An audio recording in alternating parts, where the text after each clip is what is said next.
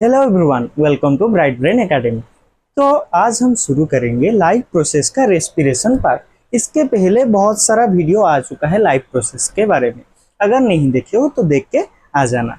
तो आज ये रेस्पिरेशन पार्ट क्यों शुरू करेंगे, इससे पहले हमने ले लिया है डाइजेशन पार्ट। उससे हमने एनर्जी एक्सट्रैक्ट कर लिया है। उस एनर्जी को कैसे हमारा बॉडी यूज करता, तो हम इस रेस्पिरेशन पार्ट में जानेंगे। तो हमने पता कर लिया है energy means glucose C6H12O6। It's a 6 carbon molecule जो हमारा बॉडी सिंथेसाइज करता है फूड से। तो इसको हम आगे बढ़ाएंगे, कैसे हम इससे एनर्जी हमारे सेल को दे सकते हैं। ठीक है, तो हम इस ग्लूकोज को तोड़ेंगे आज पाइरूवेट। ग्लूकोज को हम पाइरूवेट में तोड़ेंगे। इस तोड़ने वाले प्रोसेस को हम बोलते हैं glycolysis. It is a 3 carbon compound.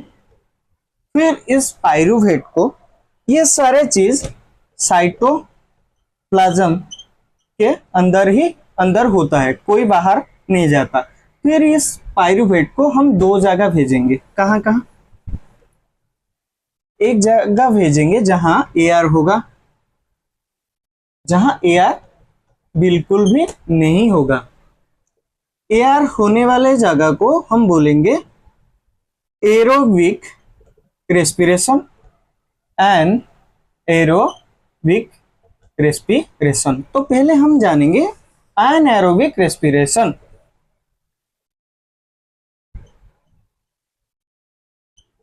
एनाएरोबिक means absence of air. तो ये एयर absence के कारण हम कैसे एनर्जी प्रोड्यूस कर सकते हैं। तो ये फिर 2 भाग में विभक्त हो जाता है। जैसे कि क्या, इन ईस्ट को हम अगर ये पाइरूवेट देंगे तो वो उसको इथानॉल नॉल में कन्वर्ट कर लेगा प्लस एनर्जी। ये जो एनाएरोबिक प्रोसेस इतना एफिशिएंट नहीं है, इसलिए ये लेस एनर्जी प्रोड्यूस करता है, इथानॉल प्लस एनर्जी। ठीक है, ये सारा बेवरेज इंडस्ट्री, मतलब जो अल्कोहल वगैरह बनाते हैं उनके काम ज्यादा आता है। ठीक है, अब हम देखेंगे ये मसल, हमारे मसल को अगर एनर्जी चाहिए, हम कोई तगड़ा एक्सरसाइज कर रहे हैं, हमारे मसल्स को एनर्जी चाहिए। तो क्यों चाहिए?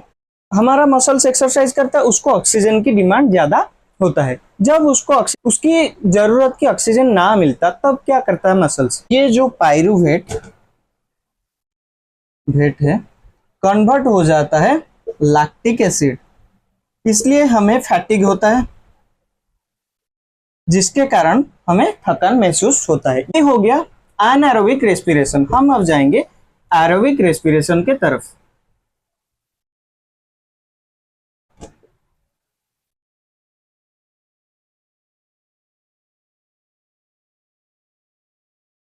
ये जो एरोबिक रेस्पिरेशन है, यहाँ पे पाइरूवेट जाता है कहाँ? माइटोकॉन्ड्रिया पे। लेकिन इससे पहले जो रिएक्शन होता है वो साइटोप्लाज्म के अंदर ही होता है, लेकिन ये माइटोकॉन्ड्रिया में जाता है, जो है power house of our cell. Mitochondria में जाने के बाद ये क्या क्या कन्वर्ट करता है? ये कन्वर्ट करता है CO2 H2O प्लस एनर्जी। ठीक है, ये तीनों रिएक्शन हमने देख लिया। ये जो CO2 और H2O है, ये बाई प्रोडक्ट है। ठीक है, ये दोनों बाई प्रोडक्ट है, ये मेन सोर्स है। हमें एनर्जी चाहिए, ये ज्यादा एफिशिएंट है देन एनाएरोबिक रेस्पिरेशन।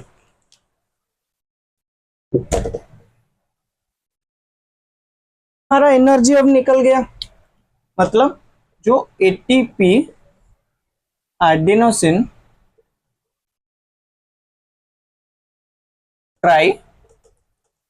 ट्राइफॉस्फेट, ये कैसे तैयार होता है?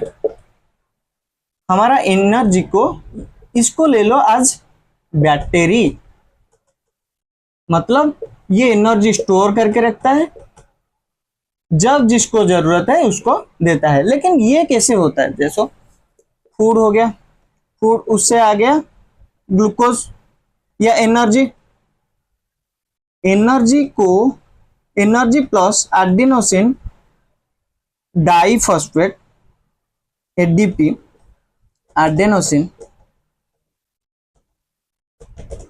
Diphosphate, energy plus adenosine diphosphate मिलके एडिनोसिन ट्राइफॉस्फेट बनाते हैं। तो समझ में आ गया ये कैसे होता है। हम अब एडिनोसिन ट्राइफॉस्फेट पढ़ लिए, हम अब आगे जाएंगे इससे कितना एनर्जी निकलता है और कैसे निकलता है। जब हमारे बॉडी को जरूरत है एनर्जी की, तो ये डायरेक्ट हमारा सेल नहीं लेगा, तो कैसे लेगा? ये वाटर के साथ मिलके टूट जाएगा, जिससे हमारे बॉडी को 30.5 किलो जूल पर मोल एनर्जी मिल जाएगा। अगर यहाँ तक वीडियो समझ में आया हो तो लाइक, शेयर एंड सब्सक्राइब कर लेना।